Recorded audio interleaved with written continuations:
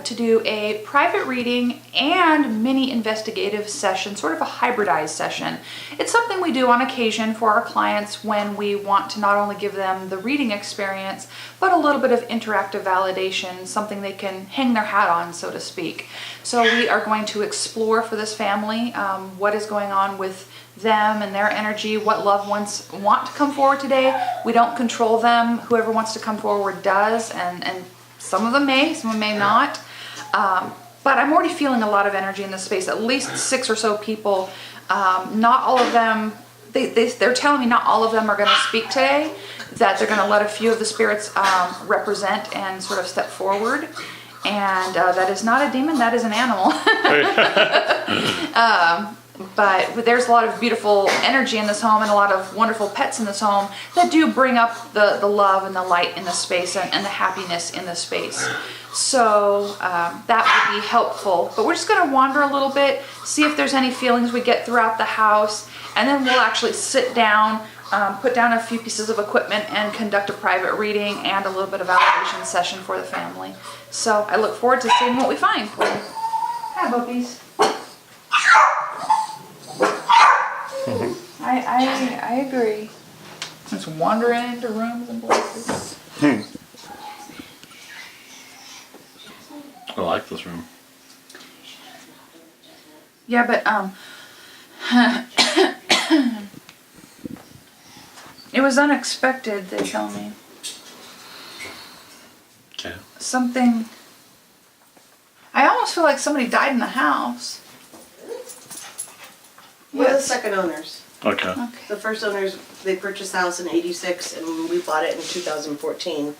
But nobody had died in the last 3 years, otherwise California law would have said they had to tell us. Right. Yeah. Or if they didn't actually perish in the house, they might have gotten ill and then if they went to the hospital and then died shortly thereafter. I think the owner, when they moved up to Oregon, I think the female died. But not in this house, I think it was up in Oregon. Okay. Because they're telling me that this person was attached to the house, but that they died.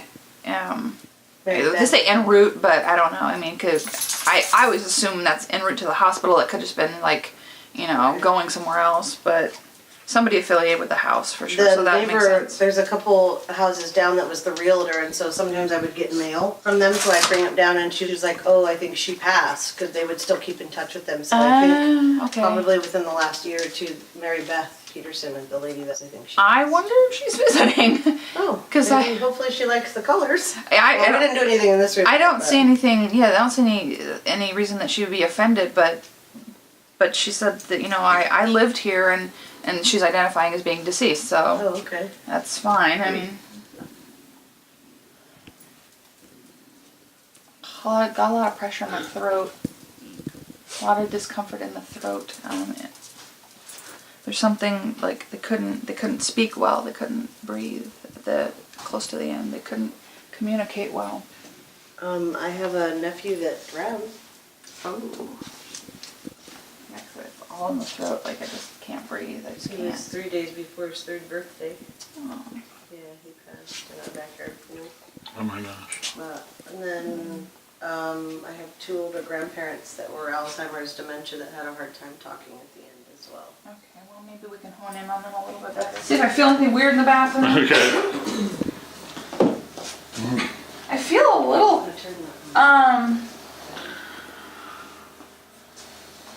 it's an interesting sensation in here, actually. I feel some weird energy coming from right out there. Okay. I don't know what that is, but I just feel a little odd sensation from out that direction. Ooh. We let the kids do what they wanted to do with their room. So I see that. That's kind of exciting now. He rearranged it this way, so this is how he wanted to have it. Yeah. Very creative.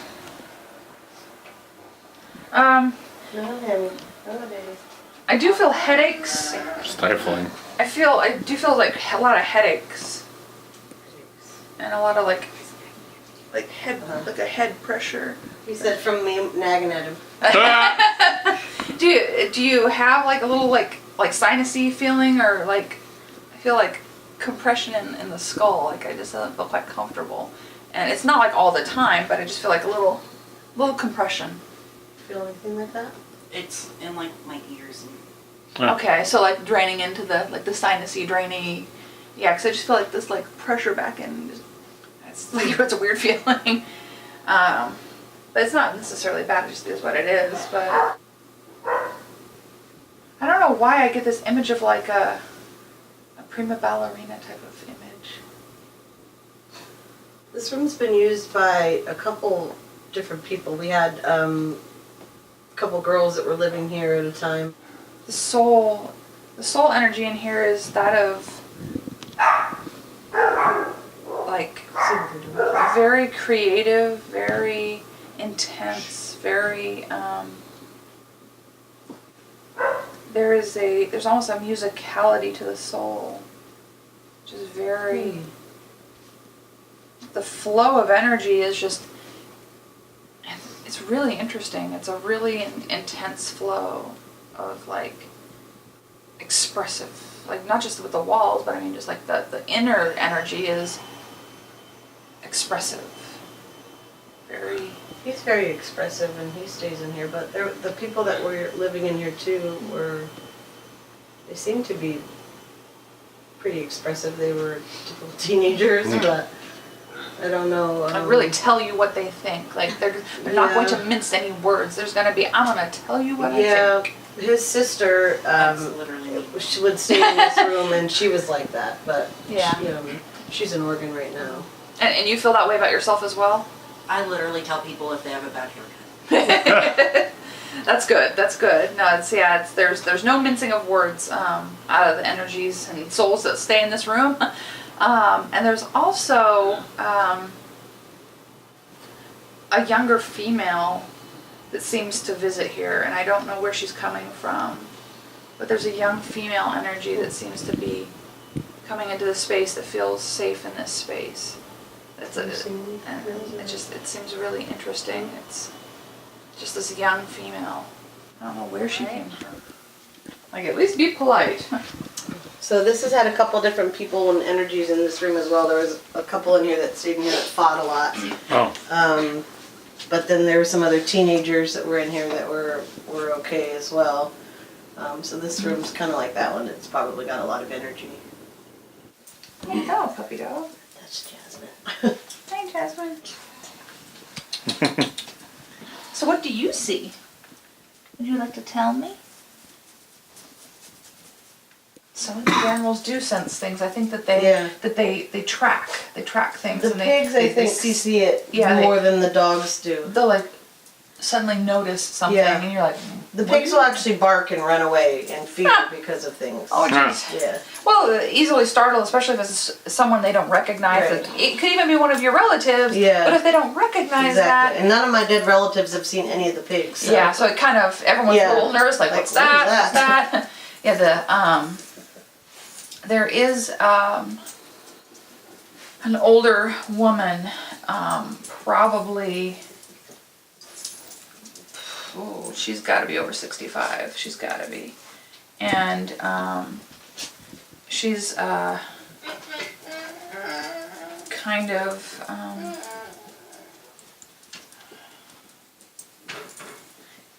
very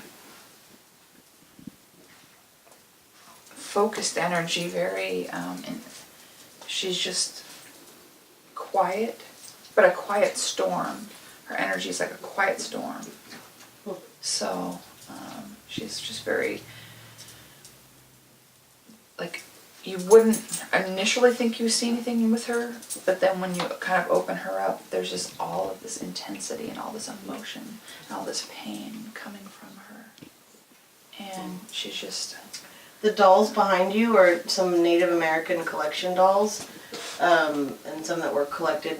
Their grandparents or grandmother's Native American. Mm-hmm. So I have a grandmother that's over 65, but she never met my stepkids. It could be a multitude of things, to be perfectly honest. Okay. But the dead will follow me all over the house. Right. They don't care. Doesn't matter where they. It's like, hey, there's a live microphone. Let's go. Let's have an experience. there's an interesting, there's a man. Who are you? Who are you? So he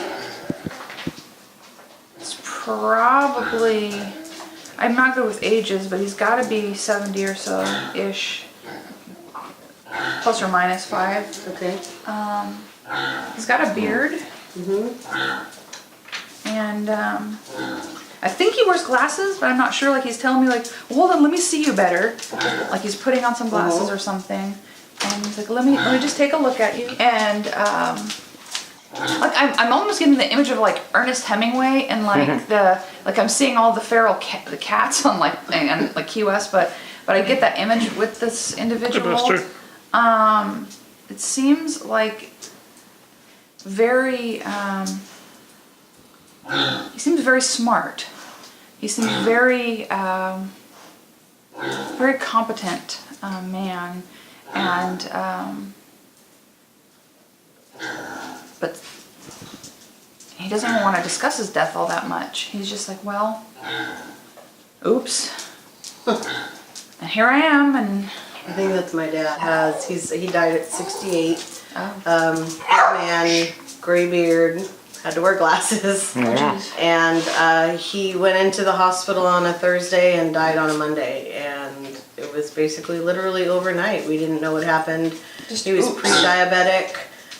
They got his countdown, his sugar countdown and everything, and he was ready to eat, and he got up and a blood clot is actually what happened. That pain in the, like, almost like a PE. Like Yeah. a pulmonary embolism. I think that's what they finally diagnosed it was as a pulmonary embolism. Yeah, because he kept giving me this pain right here. It was so freaking. And you felt that this morning. Yeah, I felt that this morning. Yeah. I'm like, oh, somebody died because my father passed away of a PE, so like I felt that pain before. And like that's how I recognized that. He got pain. up to sit and eat, and the next thing you know, he was gone, and it was in Placerville, which is about, like a half hour, 45 minutes up the road. Yep. So my sister was like, well, maybe you might want to come in, and so I got on the road, and it was like everybody moved out of my way. I got up there in like 25 minutes. Oh, that's awesome. And unfortunately he coded, and I was like asking my mom, man. please do just one more time, just keep him for me. And I knew he didn't want that. I knew that's not the way. He believes in God and going to heaven. Of course. So he didn't believe in any of that. And I was just like, no, I just want my dad. And so I was there. I held his hand when he passed. So, but I was angry with him because he was supposed to be checking his count. And when we looked at his meter, he hadn't checked it in for 3 or 4 months. Oh, that's why he doesn't want to talk. That's why he doesn't want to talk about He's it. kind of embarrassed. Yeah, he's like, oops. Yeah, sorry. so we found out afterwards. I was angry. I was like, you Sure. had this opportunity to, Could have fixed it. to tell us what was going on, and then all of a sudden I don't have a dad. And at the Avoidable, yeah. time, my husband was deployed to Afghanistan. So I had to get Red Cross on the phone at the hospital, and they had to contact his commanding officer, and the only way I knew he was coming home is that I checked our bank account and I saw a purchase was made in Kuwait. And he came home the day of the funeral, and my dad was a Vietnam veteran, so I asked him to see if he could, keep his uniform on. And Yeah, he was telling me to thank your husband for his service. yeah, and he made a little speech at the. So that's. He actually did the Corinthians vow at my dad's service, which is actually part of our wedding vow, which he actually forgot about. Oh no. I was like, do you realize that was part of our wedding vows as well? And he's like, I thought it sounded familiar. And I was like, yeah, that was part of that. And he got up and read that.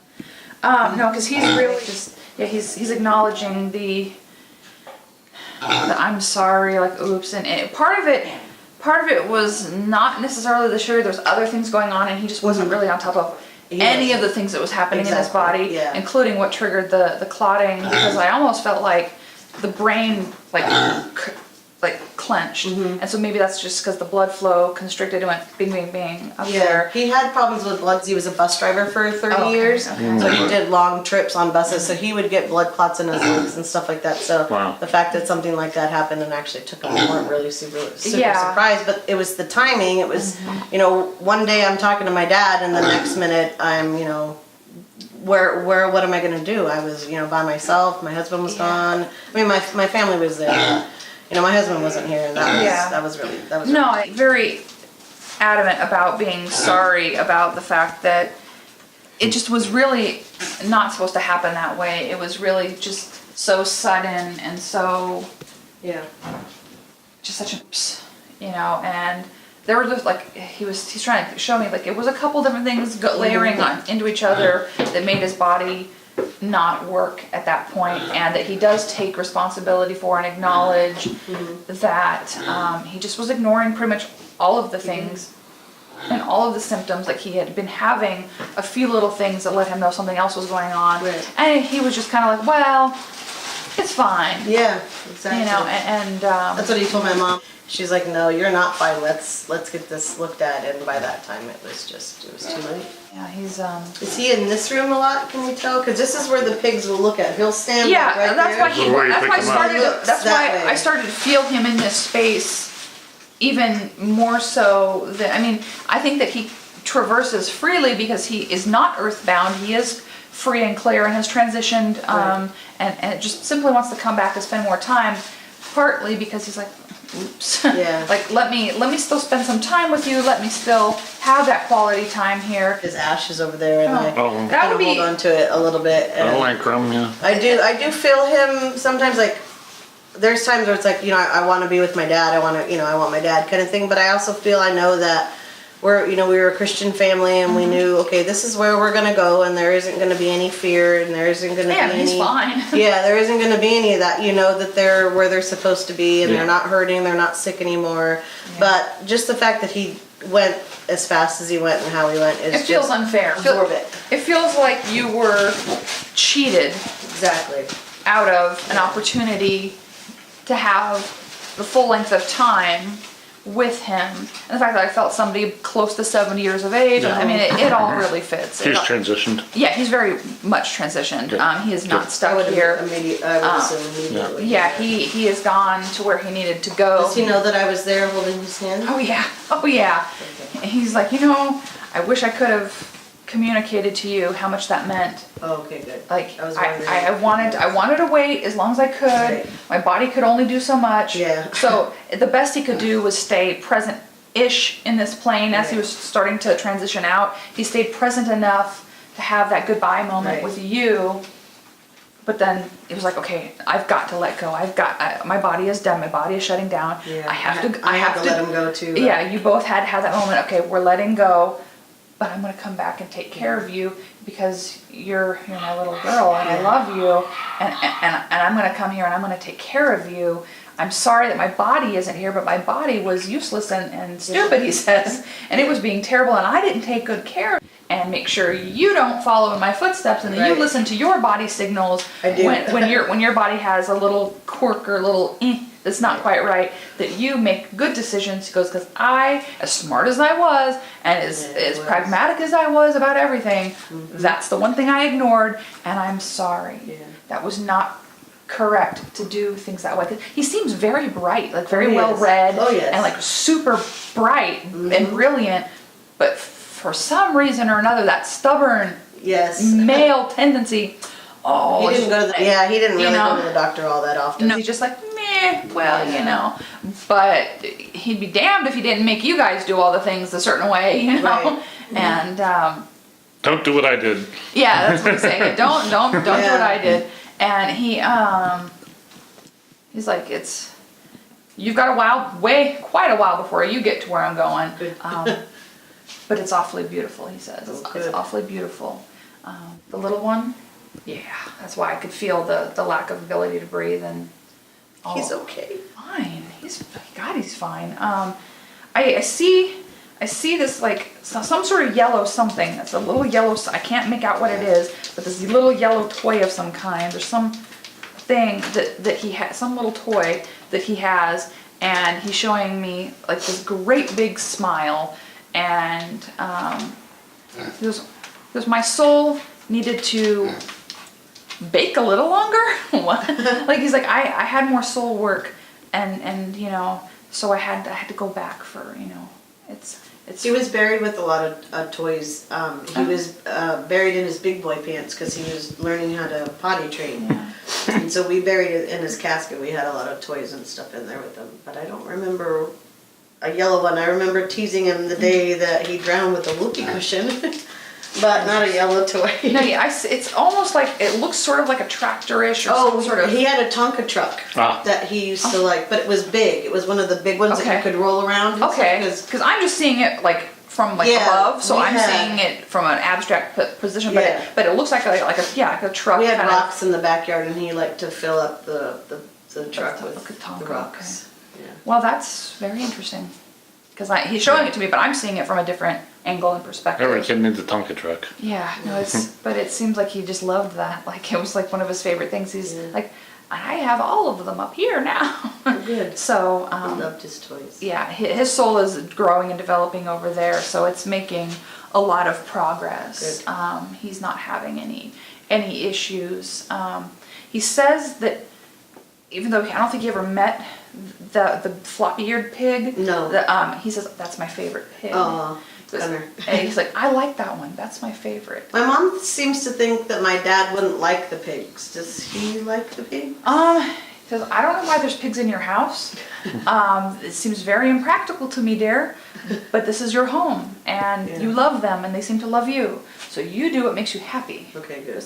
Because I wouldn't do that. Right. That's very irregular. He loves animals. He's like really into that. And he says, everybody's got their thing. That's true. Not really. He goes, not really my thing. But they grow on you. Right. That's what he's saying. They grow on you. So had he still been alive, I think that there would have been a progression of where he'd be like, all right, let me give a little scratch behind the ears. I think that he would have really gotten into them. But he's being honest. He's like, he's like, I don't know about this, whatever. You're not in a farm. Yeah. But, like in his mind, like he's rationalizing it, but he was like, but you know what? It's okay. You do what makes you happy. That's perfectly all right. Good. He's definitely not, he's not offended by him. He doesn't get it, but he's okay with it. That's exactly what he exactly say. It's not my thing, but that's exactly what he's saying.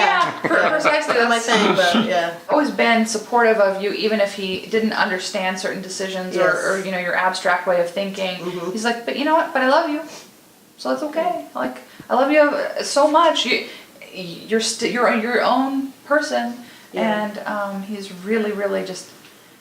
He's very proud of you. And and that's good. And you pull at yourself. Both of you kind of do this. You drag yourself down and say that I haven't done this good enough. I haven't done this, and you're very apologetic for like feeling like you haven't done as much as you wanted to do, but you forget to thank yourself and appreciate yourself and thank God for the things that you are doing well. Like, remember some of those things, because I see a lot of like self-punishment. Yeah. I always, unfortunately with their mother, I'm always the bad guy. I'm always the scapegoat. So for 12 years, that's all I heard was, I'm the bad mom and I don't take care of them and, that kind of stuff. And so when you get picked on like that from somebody, and even though I stepped in to be their mom when he was 3 and Savannah was 4, and he'll be 15 and she's 16, so I've been their mom, when their mom wasn't around, we split the time. And so I do. And you've done a good job. Thank you. If he saw that. Absolutely. I mean, that's why he's saying he's really proud of you. You're doing well. You are giving love and happiness to your family, as much as you get picked on, as much as you beat yourself down too, and just kind of berate yourself for what could I have done differently. You don't have to do all that, You really don't have to spend all that time doing that to yourself. It's definitely not necessary. Okay.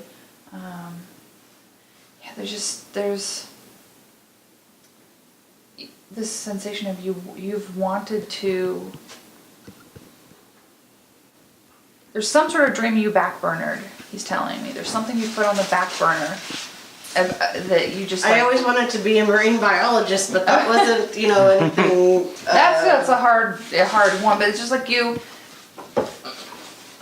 put yourself in the position of getting some things that you want and need. That like if there's something, even if it's really small that you want to pursue, even if it's like, I just want to get into photography, if it's something really small. I really want to do something with animals. Okay, I want then to try and we're pursue looking that. at. I'm Do looking that. at looking at trying to get land now for some more of the pigs, and I want to Nice. open up a sanctuary for pigs because That'd be awesome. a lot of people think, oh, well, these are the mini, tiny little teacup potbelly pigs, and they're only going to stay the size of my little Chihuahua. No. That's not No, what that happened. doesn't happen. He is a mini potbelly pig, Hi, buddy. 180 pounds. You're beautiful. But they don't stay the teacups, and a lot of people, once they get to this size, They throw them away. They put them, they put them in sanctuaries and stuff. But he's so beautiful. Funny you mentioned photography because that's one of the classes I was wearing. So I'm just blending you humans now. Good. So I wanted to do something with animals. That's why I took Okay. in 2 fosters. I found another home for her. I'm still looking for one for Dingo, but there's a pig that needed help or needed a home. I always was bringing in pigs. My husband was like, no more pigs. I want to be able to get somewhere where I can do that and where I want to. My calling, I think, is animals. I'm feeling, you're trying to pursue something and you're interested in photography. Like, the other side is giving you permission to pursue these passions, to pursue these abilities and gifts, because every soul is given something that they're really right for. Mm-hmm. That the energy just works for it, you know. their calling. And it's that inner calling, and I feel that way about this. Yeah. So I would kind of put a little time and attention into those things that really rev your soul up. Okay. Because it's, I have an obsession with pigs, as you can see. those piggies. That's a lot of piggy stuff. Yeah. And I think that's going to be very important. That will give you a little more of a feeling of being grounded and centered when you start to explore what truly makes your soul sing. And that's true for the both of you. And Yeah. then focusing in on the things that you're good at and that really make your heart happy. Then you're never working truly a day in your Right. life because you're Exactly. following a passion. Sometimes there are sacrifices that come along with pursuing a passion, but you figure it out. You figure it out, and you figure out what makes everything work. You don't have to give up everything to pursue one. Like, you can make all the parts in the wheel work.